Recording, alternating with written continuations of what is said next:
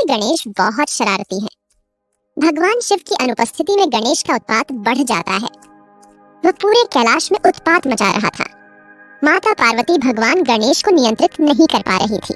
ये क्या है विनायक, मैंने तुमसे कहा ना कि मुझे ध्यान करना है, और इतने में तुम नाचने लगे। तुम्हारे नाचने से मेरे ध्यान में तकलीफ हो रही है। कृपया एक पल के लिए थोड़ा शांत रहे। माँ, मुझे तभी नाचने का मन हो रहा है, क्या आप मेरे साथ नाचिएगा? दरअसल आपके पिताजी असुरों से युद्ध करने गए हैं और कार्तिक भी आपके पिताजी के साथ गए हैं। दरअसल युद्ध कैसे चल रही है ये मुझे पता करना है, लेकिन अगर मैं ध्यान ना करूं तो उस युद्ध का माहौल मैं देख नहीं पाऊंगी। इसलिए बेटा मुझे ध्यान करने दो। इसलिए देवी पार्वती कैलाश में बिल्व वृक्ष के नीचे बैठकर ध्यान करती हैं। इसी बीच गणेश जी वेद पाठ करता है। वह उन्हें बहुत मन लगाकर पढ़ता भी है। अविद्यानाम अंतस्मिहि मिहिरदीप नगरी। श्लोकों का जोर जोर से उच्चारण करते हुए देवी पार्वती अपने ध्यान से उठी और गणेश से यह बात कही। अरे बेटा विनायक, तुम इतने जोर से श्लोक क्यों पढ़ रहे हो? तुम क्या चाहते हो कि मैं ध्यान करूं या नहीं? बोलो। माँ, आप क्या कहना चाहते हैं? मैं कैलाश में अकेला नहीं रह सकता। मेरे साथ भाई कार्तिक रहते हैं। हम दोनों एक साथ वेदों का अध्ययन किया, मार्शल आर्ट भी किया है। लेकिन आज कार्तिक भी पिताजी के साथ युद्ध में गया है। मुझे इसीलिए कैलाश में बोर लग रहा है। इसीलिए मैं क्या करूं कुछ समझ में नहीं आ रहा। अरे बेटा विनायक, वो सब तो ठीक है, लेकिन तुम मेरा ध्यान क्यों खराब कर रहे हो? तुम चुपचाप से बैठो, मुझे ध्यान करने दो। इस प्रकार देवी पार्वती भगवान विनायक से विनती करती हैं। इतने पर भी गणेश जी कुछ नहीं सुनते। अरे ये तो मेरे पिताजी का डमरू है, शायद पिताजी भूल गए। बहुत दिनों से मैं इसे लेकर खेला नहीं, आज मैं इससे खेलूंगा। ऐसा कहकर भगवान गणेश पूरे कैलाश में अपने डमरू से शोर मचाते हुए घूमते हैं। ऐसे करने से देवी पार्वती की साधना फिर से खराब हो जाती है। फिर देवी पार्वती परेशान होकर बोली, अरे ये विनायक मुझे बार बार इतना परेशान क्यों कर रहा है? उसे इतना समझा रही हूँ फिर भी नहीं सुनता। इसी बीच नंदी देवी पार्वती के पास आते हैं। नंदी काफी खुश नजर आ रही हैं। माता, आपको एक महत्वपूर्ण बात बतानी है। क्या है नंदी? युद्ध की क्या खबर है? बहुत ही अच्छी खबर है माता। महादेव शिव और कार्तिक दोनों मिलकर असुरों का वध किया। वो दोनों कैलाश वापस आ रहा है। सभी देवताएं बहुत ही खुश है, उन दोनों को बधाई भी दी। माता, वो दोनों कुछ ही क्षणों में कैलाश में लौट सकता है, इसलिए मैं आपको खबर देने आया हूँ माता। नंदी की बातें सुनकर देवी पार्वती बहुत प्रसन्न हुई। फिर वह सोचती है कि उसे कार्तिक के साथ साथ महाशिव के लिए भी कुछ खाना बनाना चाहिए। स्वामी और कार्तिक के दोनों ही बहुत थक गए हैं। अच्छा होगा जब वो लोग कैलाश पहुँचेंगे तो उन्हें कुछ भोजन दिया जाए। उनकी थकान भी बिल्कुल कम हो जाएंगे और भोजन देखकर वो लोग भी बहुत खुश होंगे। इतना कहकर देवी पार्वती रसोई में चली जाती है और भगवान शिव के साथ साथ कार्तिक के लिए भी तरह तरह के व्यंजन बनाने लगती है। वह बड़ी मेहनत से 10 तरह के व्यंजन बनाकर किचन में रख देती है और लिविंग रूम में जाकर उन्हें तैयार करती है। अरे वाह, कहीं से अच्छी खाने की खुशबू आ रही है, मैं खुद को नहीं रोक सकता। इतना कहकर गणेश जी रसोई में चले जाते हैं। वह विभिन्न प्रकार के व्यंजनों से आश्चर्यचकित है। वह तुरंत सब कुछ खाना शुरू कर देता है। दूसरी ओर भगवान शिव कार्तिकेयन के साथ कैलाश में प्रवेश करते हैं। नंदी और प्रमाता गण भगवान की स्तुति गाते हैं। स्वामी, आपको देखे हुए बहुत समय हो गए। जब से आपकी जीत की खबर सुनी है मैं बहुत खुश हूँ। तब से मैं आप दोनों का ही इंतजार कर रही हूँ। हाँ पार्वती, मैं युद्ध करके बहुत ही थक गया हूँ। कार्तिक ने भी मुझसे अच्छा युद्ध किया पार्वती। हाँ माँ, मैं आपके आधा हिस्से से आधा राक्षसों को मार डाला। पिताजी भी मेरे बहुत प्रशंसा कर रहे थे। पार्वती, मुझे बहुत जोर से भूख लगा है। मैं आपके हाथ का खाना खाने के लिए उत्सुक हूँ। निश्चित रूप से आप मेरे लिए और कार्तिक के लिए कुछ भोजन तो तैयार किए होंगे, है ना?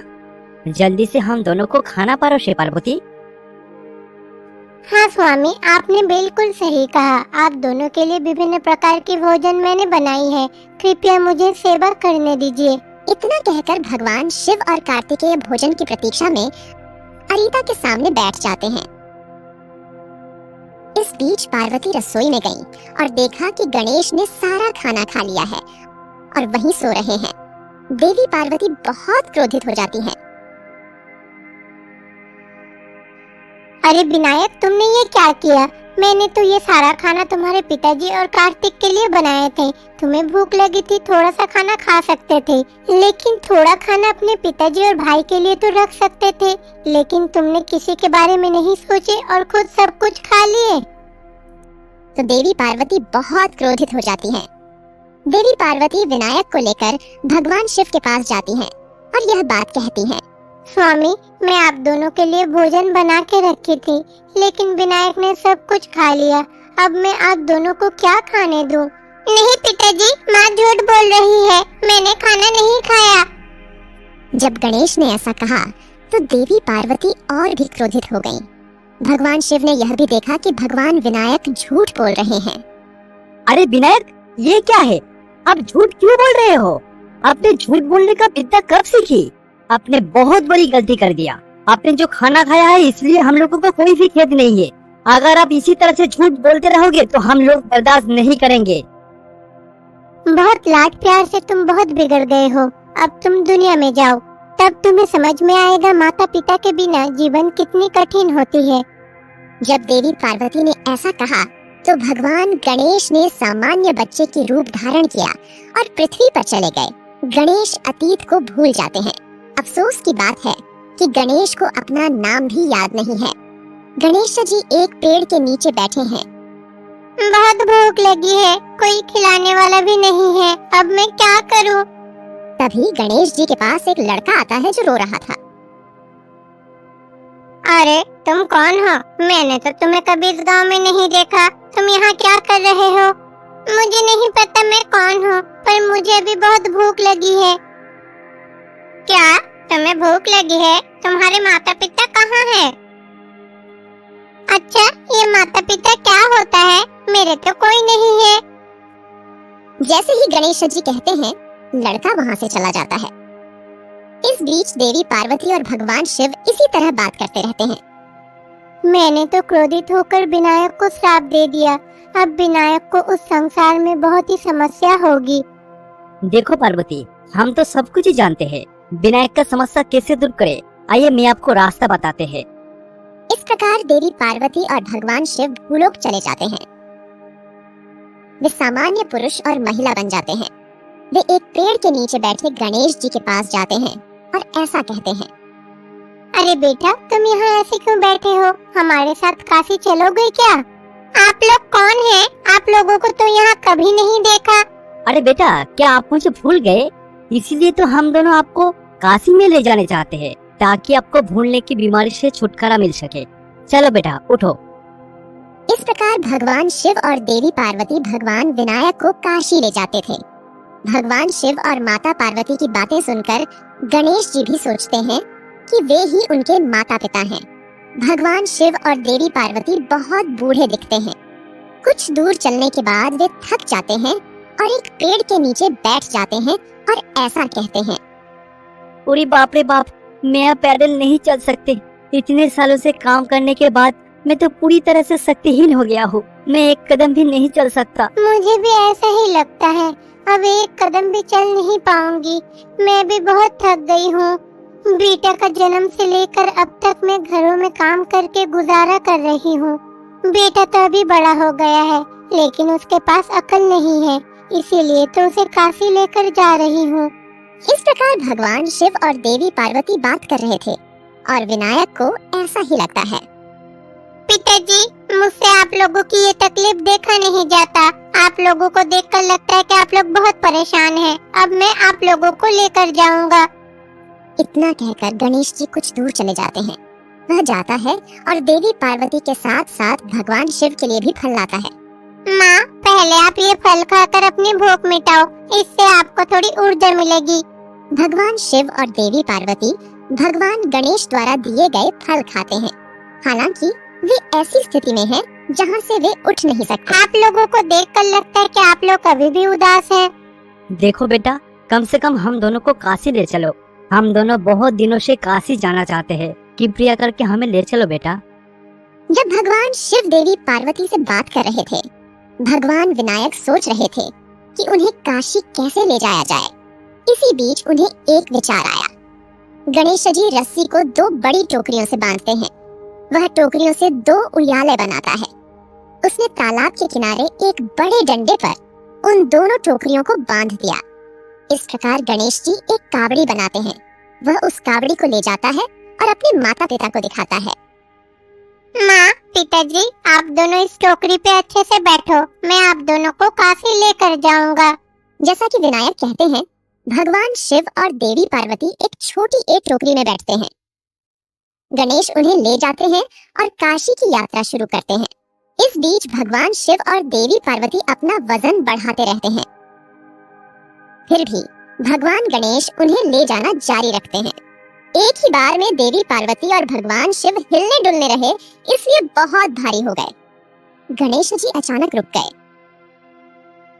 क्या हुआ बेटा, तुम हमें नहीं ले जा सकते हो? कोई बात नहीं, हम चलकर जाएंगे। नहीं माँ, मैं आप दोनों को कोई भी तकलीफ होने नहीं दूंगा। जितने भी कष्ट हो, मैं आप दोनों को लेकर जाऊंगा। चिंता मत करे। यह कहकर गणेश जी अपने माता पिता का भार अपने कंधों पर उठाने हुए काशी चले जाते हैं। तो विनायक ने अचानक उस टोकरी को नीचे उतारा और पीछे देखा तो माता पिता पार्वती परमेश्वरी की तरह परिवर्तित हो गए। गणेश जी आश्चर्यचकित हो गए। देवी पार्वती गणेश को छूकर उनके श्राप को दूर कर देता है तो वह गणेश बन जाते हैं, अर्थात वह अपने मूल स्वरूप में आ जाता है। बेटा, मैंने तुम्हें श्राप दिया था, पर उसी श्राप से मुक्ति देने के लिए मैं और तुम्हारे पिताजी भेष बदलकर यहाँ आए थे। आपने माता पिता के रूप में हमारी बहुत सेवा की है, इसीलिए आपका श्राप लुप्त होता है। चलो बेटा विनायक, अब आराम से हम लोग कैलाश चलते हैं। वहाँ तुम्हारा भाई तुम्हारा इंतजार कर रहा है। इस प्रकार देवी पार्वती और भगवान शिव विनायक को लेकर कैलाश चले जाते हैं। भगवान शिव कैलाश में ध्यान कर रहा था। देवी पार्वती अपने पुत्रों को वेदों से संबंधित विभिन्न कहानियां सुना रही थी। एक नागिनी भगवान शिव से मिलने के लिए कैलाश की ओर प्रस्थान कर रही है। अभी मुझे भगवान शिव जी के पास जाना है। उन्हें जाकर मेरी समस्या बतानी है। केवल भगवान शिव ही है जो मुझे और मेरी जाति को बचा सकते हैं, और कोई नहीं सकता। इस प्रकार नागिनी कैलाश के द्वार पर आती है। यह बात कैलाश के द्वार पर स्थित नंदी नागिनी से कहती है। अरे, आप कौन हो? कैलाश के अंदर आप प्रवेश क्यों कर रही हो? मैं इस वक्त बड़ी मुसीबत में हूँ। मुझे अपनी समस्या भगवान शिव जी को बतानी है। कृपया करके मुझे अंदर जाने दे। वो सब तो ठीक है, पर आपकी समस्या क्या है? वास्तव में इससे पहले मैं आपको कैलाश में कभी नहीं देखा। क्या आप भूलोक से आए हो? मैं भूलोक से आ रही हूँ। दरअसल मैं नागा जनजाति का नागिन हूँ, लेकिन कुछ कारणों और श्राप के कारण मैं धरती पे ही रह गई। लेकिन उधर भूलोकवासी मुझे और मेरी जाति को बहुत परेशान कर रहे हैं। मुझे अपने सारे कष्ट के बारे में भगवान शिव जी को बतानी है। मुझे जाने दीजिए। ऐसा कहकर नंदी नागिनी को कैलासन में प्रवेश करने की अनुमति देता है। आदि दंपति को मेरा प्रणाम। नागिनी प्रणाम करने के बाद भगवान शिव अपने ध्यान से बाहर आते हैं। वहाँ देवी पार्वती जो बच्चों को वेदों के बारे में बता रही थीं, देवी पार्वती वहाँ से उठी और भगवान शिव के पास पहुंची। अरे नागिनी, आप अचानक यहाँ पर? आपको देखकर लग रही है कि आप बहुत चिंतित में हो। क्या बात है नागिनी, क्या हुआ? स्वामी, मैं यहाँ अपने दर्द आपसे साझा करने आई हूँ। मैं भूलोक में रहती हूँ। उधर भूलोकवासी बहुत ही बहसी हो गए हैं। आप चाहे तो गंगा माता को अपने सिर पर मांग लीजिए। वो आपको बताएंगे कि वो लोग किस तरह प्रकृति के साथ साथ हम जैसे जीवों पर भी अत्याचार कर रहे हैं। वास्तव में भूलोक में क्या हो रहा है? नागिनी, मुझे अच्छे से बताओ, तुम्हारी समस्या क्या है? भूलोकवासी हम पर हमला कर रहे हैं, लेकिन हमारे पास जो नागमणि है उसे पाने के लिए चुड़ैल हमें मार रही है। अब तो आम लोग भी हमें चैन से घूमने नहीं दे रहे हैं। हम जहाँ भी जाते हैं वो लोग हमें पत्थर से मार मार के मार डालते हैं। हम लोग जंगल में शांति से रहते हैं, लेकिन मजदूर जंगल को ही नष्ट कर रहे हैं। साथ ही वो लोग जंगलों पर कब्जा कर रहे हैं और शहरों को आजाद कर रहे हैं। यदि ऐसा ही चलता रहा तो हम लोग कहाँ जाएंगे बताइए। वो लोग हमारे टीले तोड़ रहे हैं, हमारे घर आके हम लोगों को परेशान करते हैं। मुझे समझ में नहीं आ रहा, क्या वो लोग हम लोगों से डर के ये सब कर रहे हैं? कृपया आप हम लोगों को बचाइए। इतना कहकर नागिनी भगवान शिव के चरणों में गिर जाती है और विनती करती है। भगवान शिव ने नागिनी की पीड़ा सुनी। मैं आपकी दर्द समझ सकता हूँ नागिनी। मैं आपकी जाति की समस्या की पूर्ण समाधान कर दूंगा। आप अभी निश्चित होकर भूलोक में चले जाइए। तो भगवान शिव नागिनी को भूलोक जाने के लिए कहते हैं। नागिनी भी भूलोक जाने के लिए प्रस्थान करते हैं। स्वामी, अब आप क्या करने जा रहे हैं? आप नाग जाति की पीड़ा कैसे दूर करेंगे? वास्तव में नागा दिव्य है, पूजनीय, उनकी पूजा करनी चाहिए। लेकिन ये लोग तो उनकी पूजा नहीं करते, परेशान करते हैं उन लोगों को। भूलोकवासी जानकर ये सब नाग जाति को परेशान कर रहे हैं। मनुष्य जाति अपने निर्बुद्धि के कारण ये सब प्राणी के ऊपर आक्रमण करते हैं। हमें भूलोक जाकर मनुष्य को बताना होगा क्या अच्छा है और क्या बुरा है। मूर्ख जानवर के प्रति कैसे व्यवहार करना है और क्या करना चाहिए और क्या नहीं। इस प्रकार भगवान शिव और देवी पार्वती ने कैलाश छोड़कर भूलोक जाने का फैसला करते हैं। पुत्रों, अभी हम लोग भूलोक जा रहे हैं। जब तक लौट कर नहीं आते, पूरी कैलाश की देखभाल करना आप दोनों की जिम्मेदारी है। तुम दोनों अच्छे से रहना, ठीक है? यह कहकर पार्वती और भगवान शिव कैलाश छोड़कर भूलोक चले जाते हैं। भगवान शिव और देवी पार्वती जब पृथ्वी पर आते हैं तो अपना रूप बदलते हैं। वे एक साधारण पति पत्नी में तब्दील हो गए। उसके बाद वह दोनों पति पत्नी गांव में घूम रहे थे। तब कुछ लोग हाथ में लकड़ी लेकर एक सांप का पीछा कर रहे थे। अरे आप लोग ये क्या कर रहे हो? उस सांप का पीछा क्यों कर रहे हो?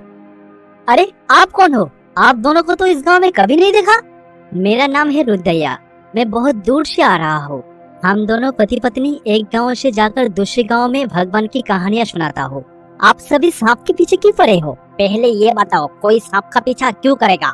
ये जहरीला सांप है, किसी को अगर काट लेगा तो वो मर जाएगा। इसीलिए हम सभी गांव वालों सांप का पीछा करके सांप को मार रहा हो। जब वीर्या ने ऐसा कहा तो गौरी, जो रुद्राई की पत्नी है, यह कहती है, क्या आप इस डर से हत्या कर रहे हैं कि वो क्या करेंगे? क्या इससे कोई फायदा है? आप लोगों को कभी कोई नुकसान पहुंचाया है? अरे ये सांप कई बार ऐसा किया है। हमारे गांव में एक आदमी एक ऊंचा टीले पर मिट्टी से घर बना रहा था। अचानक वो सांप उसे काट लेता है और वो वहीं पर ही मर जाता है। इसीलिए इस गांव में जितने भी सांप है सभी को मार रहा हो। वाह, बहुत ही बढ़िया। क्या आप सभी ग्रामीण उस टीले को छोड़कर घर नहीं बना सकते हो? इस धरती पर हर एक जीव का जीने का अधिकार है। बिना घोंसले के उस प्राणी पर आप कैसे अत्याचार कर सकते हो? यदि सचमुच आप लोग इतना साहसी हो तो बाघ की गुफा को तोड़कर वहाँ अपना घर बना के दिखाओ। जब रुद्रैया ने पूछा तो वहाँ मौजूद सभी लोग एक दूसरे के घुटनों की ओर देखने लगे। जब तक आप किसी प्राणी को नुकसान नहीं पहुंचाते हैं, तब तक वो प्राणी आप लोगों को भी नुकसान नहीं पहुंचाएगा। एक समय पृथ्वी पर कितने जंगल थे, अब मैं कितने भी खोजूं, मुझे एक भी जंगल नहीं मिलता। हम सभी ने अपने लालच से जंगलों पर कब्जा कर लिया है, लेकिन वो जीव कहाँ जा सकता है? उन्हें हमारे बीच भी नहीं घूमना चाहिए। हम में से कौन हिम्मत करता है? इस तरह मारपीट करना बहुत बड़ी गलत बात है। इस प्रकार रुद्रैया और गौरी वहाँ सभी लोगों को सूचित करते हैं। सचमुच ये नाग पूजनीय है। क्या आप जानते हैं कि इस भूमि पर आदि शेषु का अधिकार है? आदि शेष का अर्थ है कि इन सभी नागों का राजा कोई नहीं है। यदि उसने धरती को सिर पर ना उठाया होता तो हम इतने आराम से यहाँ नहीं रह पाते। इसके अलावा पौराणिक कथाओं में नागों ने देवताओं की बहुत मदद की है। अमृत छलकाने की घटना तो आप सभी को याद है, और नाग तो सुब्रमण्य स्वामी की साक्षात अवतार है। यदि आप लोग इस प्रकार नागों को सताओगे तो आप लोगों की कुल नष्ट हो जाएगा। आपकी बातें सुनकर ऐसा लग रहा है कि नाग तो हमारा अच्छा ही कर रहा है। आप इन नागों को कैसे हत्या कर सकते हो जो इतना अच्छा काम कर रहा है? आप लोगों का तो नागों का आदर करना चाहिए, उसका पूजा करना चाहिए। जब रुद्रैया ने ऐसा कहा तो उनमें से एक महिला ने यह बात कही। इसका मतलब हम लोगों को क्या करना चाहिए? माँ के पास जाके दूध डालूं? नहीं नहीं, टीले पर दूध डालने पर टीला तो गीला हो जाएगा, उसके बाद वो सांप उस टीले पर नहीं रह पाएगा। ऐसा करने से उसकी आवाज संपूर्ण रूप से नष्ट हो जाएगा। और इन नागाओं की पूजा कैसे करें? आप ऐसे दिखते हैं जैसे आप सब कुछ जानते हैं। आप ही बता दीजिए इन नागाओं की पूजा कैसे करें? कमलम्मा के पूछने पर रुद्रैया और गौरी यह कहते हैं। प्राचीन काल में ऋषि मुनि कई नाग नागिन का मंदिर स्थापन किया था। वो सब मंदिर में नाग नागिन का मूर्ति भी है। आप लोगों को उस नाग नागिन की मूर्ति के ऊपर दूध डालकर अभिषेक करना चाहिए। आप सभी का कहने का मतलब क्या है? पहले आप लोग टीले के पास जाइए और नागा मूर्तियों को वहाँ प्रतिष्ठा करके वहाँ पूजा करें। इसलिए गौरी और रुद्रैया गांव के मंदिर में नागा मूर्तियों के पास जाते हैं। सबसे पहले गौरी और रुद्रैया उन नाग शिलों को साफ करते हैं। फिर उसके साथ दूध से अभिषेक हल्दी और केसर मिलाकर किया, जल से भी किया जाता है और फिर तरह तरह के फूलों से सजाया गया। देखिए, सजावट तो हो गई है, अब हमें इन नागा प्रतिष्ठाओं को एक विशेष भोजन अर्पित करना होगा। समझे आप लोग? वो भोजन क्या होगा? वो तिल और गुड़ से बनी चिमिली। आप सभी के मन में अब ये शंका हो सकती है कि ये चिमिली क्यों चढ़ानी है, ऐसा क्या बात है? हाँ, बताइए ना, ऐसा क्यों करना है? आमतौर पर नागुला चौथी के दौरान भारी बारिश होती है। हम सभी विभिन्न प्रकार से सर्दी से पीड़ित होते हैं। ये तिल शरीर में गर्मी पैदा करते हैं। इसीलिए हमारे ऋषियों ने हमें बताया कि मौसम को ध्यान में रखते हुए इन तिलों से बनी चिमिली को अपने प्रसाद के रूप में रखें। अब आप लोग समझे? तो गौरी और रुद्रैया उस नाग नागिनी की मूर्ति पर प्रसाद चढ़ाते हैं। उसके बाद वे नाग नागिनी की पूजा भी करते हैं। उपस्थित सभी लोग उस पूजा को सीखेंगे। आप दोनों कहाँ से आए हो ये नहीं पता, पर आप दोनों बहुत ही अच्छी बात सिखा दिया। आज के बाद हम सभी लोग सांपों को नहीं मारेंगे। आप दोनों जिस तरह से पूजा सिखाया उस तरह से पूजा भी करेंगे। इस प्रकार रुद्रैया और गौरी लोगों में परिवर्तन लाते हैं। तो उस गांव के लोग पड़ोसी गांव के लोगों को नाग चतुर्थी पूजा के बारे में बताते हैं। इस पूजा को पूरी दुनिया में फैलाते हैं। यह देखकर भगवान शिव और माता पार्वती बहुत प्रसन्न होते हैं। इस प्रकार देवी पार्वती और भगवान शिव पृथ्वी के निवासियों को नाग चतुर्थी पूजा प्रणाली के बारे में सूचित करने के बाद कैलाश चले जाते हैं।